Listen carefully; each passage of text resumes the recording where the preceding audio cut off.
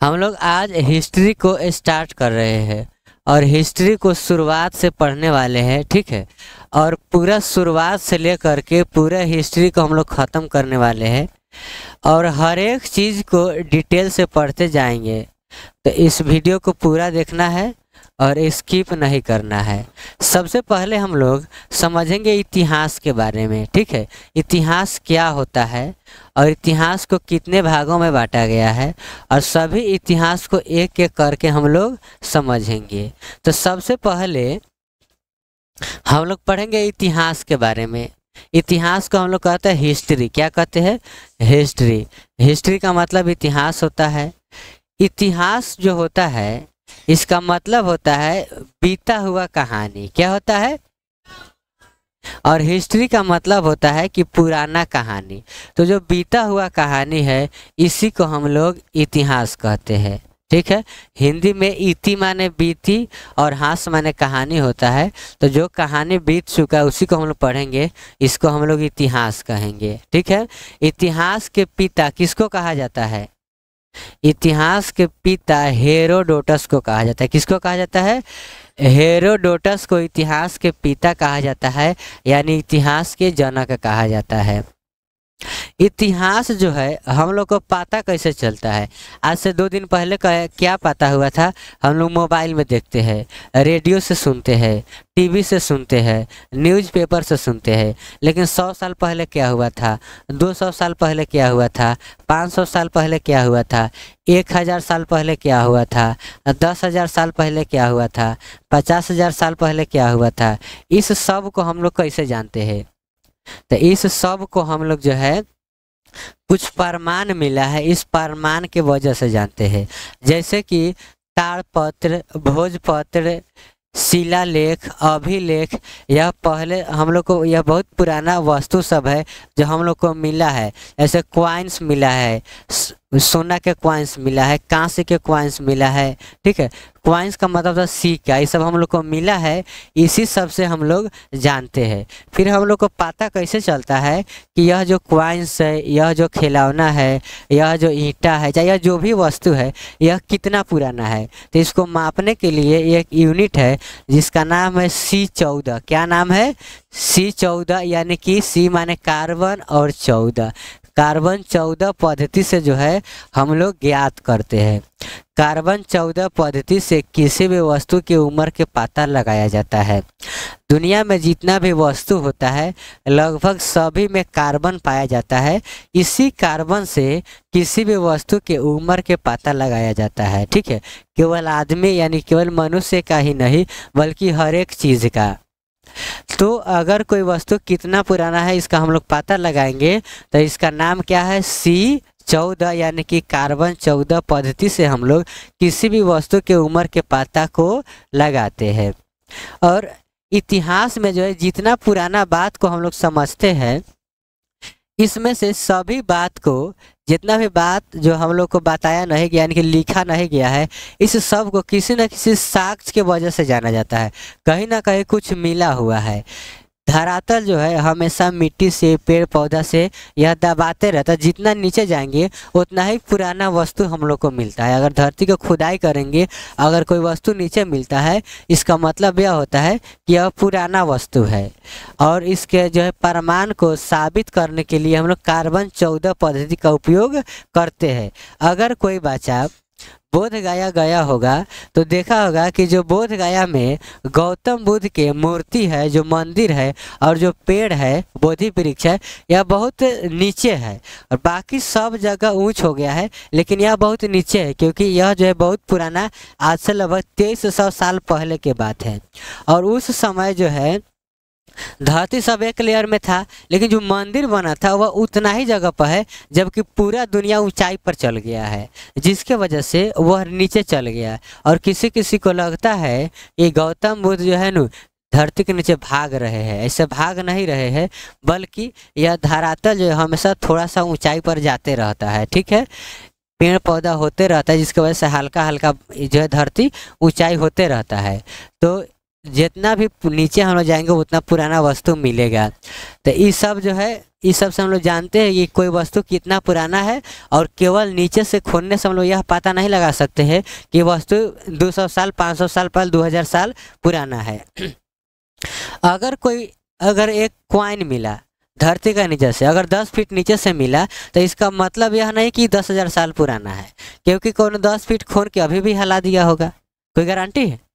कोई 10 फीट खोद करके अभी भी हिला दिया होगा। तो कार्बन 14 पद्धति से किसी भी वस्तु की उम्र के पता लगाया जाता है, और जो हम लोग धाजा हिलाते हैं उसके नीचे जो क्वाइंस होता है, उससे आने वाले समय में अगर कोई खोज करेगा तो उसको क्वाइंस भी मिलेगा। ठीक है, अगर यह सभ्यता खत्म हो जाता है तो किसी भी सभ्यता के बारे में हम लोग कैसे जानते हैं, तो कुछ न कुछ प्रमाण मिलता है। एक अभिलेख होता है, एक शिलालेख होता है, दोनों एक जैसा ही होता है, और दोनों में जो है पत्थर पर, किस पर, पत्थर पर कुछ नाम लिखाया गया रहता है, उसी के माध्यम से हम लोग जानते हैं।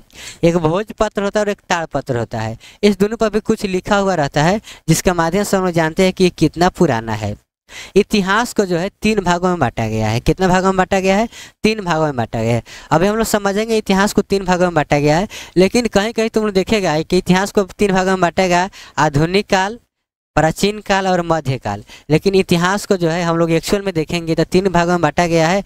एक में प्री हिस्टोरिकल पीरियड, 2 में प्रोटो हिस्टोरिक पीरियड, और 3 में हिस्टोरिकल पीरियड। ठीक है, प्री हिस्टोरिकल पीरियड को हम लोग बोलते हैं प्राग ऐतिहासिक काल। कौन ऐतिहासिक काल? प्राग ऐतिहासिक काल, यानी कि सबसे पुराना ऐतिहासिक काल को प्री हिस्टोरिक पीरियड कहते हैं, और आद्य ऐतिहासिक काल को प्रोटो हिस्टोरिक पीरियड कहते हैं, और सबसे जो नया इतिहास है जिसको हम लोग हिस्टोरिकल पीरियड कहते हैं।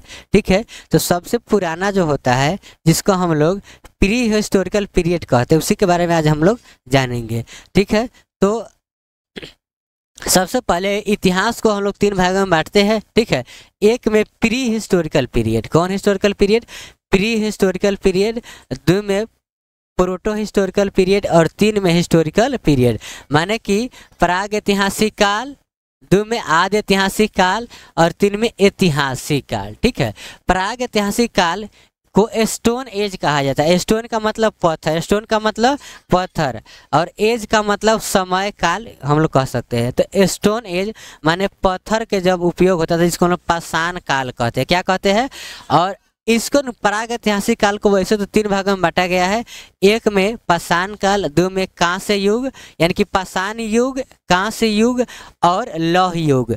पाषाण युग, कांस्य युग और लौह युग। कौन युग? लौह युग। इसको 3 भागों में बांटा गया है, लेकिन कहीं कहीं यह रहता है कि हम लोग प्राग ऐतिहासिक काल को यानी कि पाषाण काल ही कहते हैं, और इसको 3 भागों में बांटा गया है, पूरा पाषाण काल, मध्य पाषाण काल और नव पाषाण काल। यह जो प्राग ऐतिहासिक काल है, यह जो है अज्ञात काल। अज्ञात काल कहने का मतलब हुआ कि बहुत पुराना से लेकर के, कहाँ से लेकर के? बहुत पुराना से लेकर के, और आज से लगभग 2500 BC तक माना जाता है। 2500 BC तक माना जाता है। और आद्य ऐतिहासिक काल यह जो है 2500 BC से लेकर के और 400 BC तक माना जाता है। और उसके बाद से जो ऐतिहासिक काल है यह 600 यानी कि 600 से लेकर के और अभी तक जो माना जाता है, इसको हम बोलते हैं ऐतिहासिक काल। तो सबसे पहले हम लोग जानेंगे प्राग ऐतिहासिक काल, और जो इसमें का डेट है यह हमेशा अलग अलग किताब में अलग अलग लिखा हुआ रहता है, लेकिन लगभग सबको एक ही समान माना जाता है। जैसे कि हम लोग देखेंगे प्राग ऐतिहासिक काल, तो प्राग ऐतिहासिक काल को हम लोग बोलते हैं प्री हिस्टोरिकल पीरियड। यह सबसे पुराना इतिहास है, सबसे पुराना इतिहास है। इसमें हम लोग पढ़ेंगे पाषाण काल यानी कि पाषाण युग, कांस्य युग और लौह युग। इसमें 3 गो युग के बारे में पढ़ेंगे। युग के बहुत सारा आदमी युग बोलता है, युग, तो युग हम लोग बोलते हैं लेकिन लिखते हैं युग। तो पाषाण यानी कि जो प्राग ऐतिहासिक काल है, इसको हम लोग 3 भागों में बांटेंगे। कौन कौन? पाषाण युग, कांस्य युग और लौह युग। पाषाण युग में पत्थर के बारे में पढ़ेंगे, जिस समय लोग पत्थर से के औजार के उपयोग करता था उसको हम लोग पाषाण युग कहेंगे, और कांस्य के उपयोग करता था कांस्य युग कहेंगे, और लोहा के उपयोग करता था तो लौह युग कहेंगे। इसके आगे हम लोग आएंगे तो आद्य ऐतिहासिक काल में इसको दो भाग में बांटेंगे, एक में सिंधु घाटी सभ्यता और दो में वैदिक काल। वैदिक काल को भी दो भाग में बांटा गया, उत्तर वैदिक काल, ऋग वैदिक काल। ये हम लोग आगे पढ़ेंगे। फिर इसके आगे आएंगे तो ऐतिहासिक काल को तीन भागों में बांटा गया है, प्राचीन काल, मध्यकाल और आधुनिक काल। क्या? प्राचीन काल, मध्यकाल और आधुनिक काल। ठीक है, तो अभी हम लोग देखते हैं प्रागैतिहासिक काल। प्रागैतिहासिक काल को कितने भागों में बांटा गया है? तीन भागों में। याद रखना, प्रागैतिहासिक काल को तीन भागों में बांटा गया है। पाषाण काल, कौन काल? पाषाण काल और पाषाण युग, कांस्य युग और लौह युग। और पाषाण युग जो है टोटल प्रागैतिहासिक काल ही है, यानी कि कांस्य युग और लौह युग है, यह थोड़ा सा ही है। जो मेन है वह पाषाण युग है, और केवल पाषाण युग को ही लगभग प्रागैतिहासिक काल कहा जाता है। हम लोग प्रागैतिहासिक काल को पाषाण युग कह सकते हैं, लेकिन फिर भी हम लोग इसमें थोड़ा सा कांस्य युग और लौह युग के बारे में भी जानेंगे। ठीक है, लेकिन अभी हम लोग जो प्रागैतिहासिक काल है इसको हम लोग तीन भागों में बांटते हैं, यानी कि इसी को हम लोग क्या बोलते हैं? पाषाण काल भी बोलते हैं, जिसको इंग्लिश में स्टोन एज बोलते हैं। कौन एज बोलते हैं? Stone age. इसको स्टोन एज माने कि पत्थर, स्टोन माने पत्थर। तो स्टोन एज यानी कि प्रागैतिहासिक काल क्या होता है? तो प्रागैतिहासिक काल को स्टोन एज कहा जाता है। इसको तीन भागों में बांटा गया। कितना भागों में बांटा गया? तीन भागों में बांटा गया है। एक में पाषाण युग, दो में कांस्य युग, तीन में लौह युग। ठीक है, तो पाषाण युग में पत्थर का उपयोग करता था, तो जो लोग पत्थर के उपयोग करता था इसको तीन भागों में बांटा गया है। कितना भागों में? तीन। यानी कि पत्थर का जब लोग उपयोग करता था इसको हम लोग तीन भागों में बांट सकते हैं, पूरा पाषाण काल, मध्य पाषाण काल और नव पाषाण काल। पूरा पाषाण काल सबसे पुराना है, उसके बाद मध्य पाषाण काल उसके बाद में है, और सबसे लास्ट में आता है न्यू पाषाण काल। ठीक है, पूरा पाषाण काल के ओल्ड स्टोन एज कहा जाता है, मध्य पाषाण काल के मिडल स्टोन एज कहा जाता है, और न्यू पाषाण काल को न्यू स्टोन एज कहा जाता है। इसका एक और ही नाम होता है, इसको एक में होता है पूरा पाषाण काल, इसको हम लोग क्या कहते हैं? इसको पैलियोलिथिक एज बोलते हैं। इसके बाद होता है मिडल एज, और इसके बाद बोलते हैं न्यू एज। ठीक है, न्यू स्टोन एज। तो ये तीन को होता है। तो सबसे पहले जो होता है पूरा पाषाण काल। पूरा पाषाण काल क्या होता है? तो सबसे पुराना पाषाण काल है, यानी कि पूरा पाषाण काल के समय जो है अज्ञात काल, कहीं कहीं 20,000 साल, कहीं कहीं 30,000 साल बीसी लिखा हुआ रहता है, लेकिन अज्ञात काल से हम लोग चलेंगे, यानी कि जब से इतिहास शुरुआत हुआ तब से लेकर के और लगभग 900 अज्ञात से, कहाँ से? अज्ञात। अज्ञात का मतलब पता नहीं है, वहां से लेकर के 900 बीसी तक। बीसी का मतलब होता है बिफोर क्राइस्ट। इंग्लिश में हम लोग, हिंदी में इसको कहते हैं ईसा पूर्व। क्या कहते हैं? ईसा पूर्व। 900 बीसी का मतलब हुआ लगभग 11,000 साल पहले, क्योंकि अभी जो है ईसा पूर्व के बाद 2024 साल हो चुका है, 2024 चल रहा है। तो अज्ञात काल से लेकर के और 9,000 बीसी तक को हम लोग क्या बोलते हैं? पूरा पाषाण काल बोलते हैं। क्या बोलते हैं? पूरा पाषाण काल। इसके बाद जो आया है इसको हम लोग मध्य पाषाण काल बोलते हैं, और 9,000 बीसी से लेकर के 4,000 बीसी तक। कितना तक? 4,000 बीसी तक। और 4,000 बीसी से लेकर के 2500 बीसी को हम लोग क्या कहते हैं? नव पाषाण काल कहते हैं। इसके बाद में स्टार्ट होता है सिंधु घाटी सभ्यता, उसके बाद में वैदिक काल, उसके बाद में हम लोग का आधुनिक काल, प्राचीन काल, मध्य काल और आधुनिक काल स्टार्ट हो जाता है। तो हम लोग एक एक करके सभी के बारे में समझेंगे। तो सबसे पहले पूरा पाषाण काल को समझते हैं। पूरा पाषाण काल सबसे पुराना पाषाण काल है, और पूरा पाषाण काल में जो है न लोग सब सबसे पहले पत्थर के उपयोग करना सीख लिया हुआ था। उस समय जो है आदमी सब एक अपना झोपड़ी में रहता था, घर में रहता था, और मात्र 15 से 20 आदमी, यानी कि केवल अपना परिवार के साथ में रहता था। और इस सब का स्थान जो था हमेशा बदलते रहता था। एक स्थान पर जो पूरा पाषाण के लोग हैं एक स्थान पर नहीं रहता था, यह घूमते रहता था। पूरा पाषाण काल में आग के आविष्कार हुआ था, और पूरा पाषाण काल के समय ही लोग सब अपना पैर पर चलना स्टार्ट किया था। ठीक है, पूरा पाषाण काल में लोग जो है अपने पैर पर चलना स्टार्ट किया था। पहले जो है जब लोग जो है बंदर के श्रेणी से, बंदर से बाहर निकला हुआ था, उस समय जो है पैर से नहीं बल्कि चारों पैर से चलता था। लेकिन बाद में जो है 2 पैर से चलने लगा और यह चलने का स्टार्ट जो है सोचल पेड़ पर हुआ था। कैसे हुआ था? पहले के ज़माने में जब आदमी सब जानवर था यानी कि बंदर था तो पेड़ पर ही रहता था, यानी कि पेड़ पर लटक कर चलता था। और पेड़ पर ही लटक के चलते चलते पेड़ पर ही सीधा यानी कि खड़ा होकर चलना स्टार्ट किया। पहले जो है चारों यानी कि दोनों गोड़ और दोनों हाथ से चलता था, ठीक है, लेकिन बाद में सीधा होकर चलने लगा। सीधा होकर चलना कहाँ स्टार्ट किया था? तो पेड़ पर। और किस काल में? तो पूरा पाषाण काल में। किस काल में? पूरा पाषाण काल में। पूरा पाषाण काल में ही आग के आविष्कार हुआ था। किसका आविष्कार हुआ था? आग के आविष्कार लोग सीख लिया था, चलने का आविष्कार भी लोग सीख लिया था, लेकिन एक स्थान पर नहीं रहता था, स्थान हमेशा बदलते रहता था। और ये इस जमाने के जो लोग सब था वह ज़्यादातर नदी के किनारे रहता था, क्योंकि वहाँ से पानी मिल जाता था और अगल बगल के जंगल से खाना मिल जाता था। इस समय के लोग को जो है खेती करने का लूर अभी नहीं हुआ था, मतलब कि खेती नहीं करता था, ठीक है। इसके आगे जो आता है वह आता है मध्य पाषाण काल। कौन पाषाण काल? मध्य पाषाण काल, जिसको हम लोग बोलते हैं मिडल स्टोन एज, यानी कि मध्य पाषाण काल, ठीक है। तो मध्य पाषाण काल के जो लोग था, ठीक है, ये सब जो है कबीला में जो है, जैसे कि मान लो उस समय 20-25 रहता तो 50-60 लोग रहने लगा था, एक गांव की तरह घर बनने लगा था। और यहाँ के लोग सब ये जो है दोनों के बीच में है, यानी कि पूरा पाषाण काल और नव पाषाण काल के बीच के जो युग है इसको हम लोग बोलते हैं मध्य पाषाण काल। और मध्य पाषाण काल में भी लोग सब जो है पत्थर के ही उपयोग करता था, जीव जंतु को मारने के लिए या किसी भी चीज़ के लिए पत्थर के ही उपयोग करता था। और उसमें पत्थर में धार भी लोग बनाने लगा था, और उसी प्रकार से यहाँ पर भी लोग रहता था और इसमें भी गांव बनने लगा था। कहने का मतलब है कि मध्य पाषाण काल में एक कबीला का निर्माण होने लगा था, जिसमें लगभग 100 आदमी के करीब रहता था। और इसमें सेम टू उसी की तरह नदी के किनारे रहता था और अपनी जगह को हमेशा बदलते रहता था, ठीक है।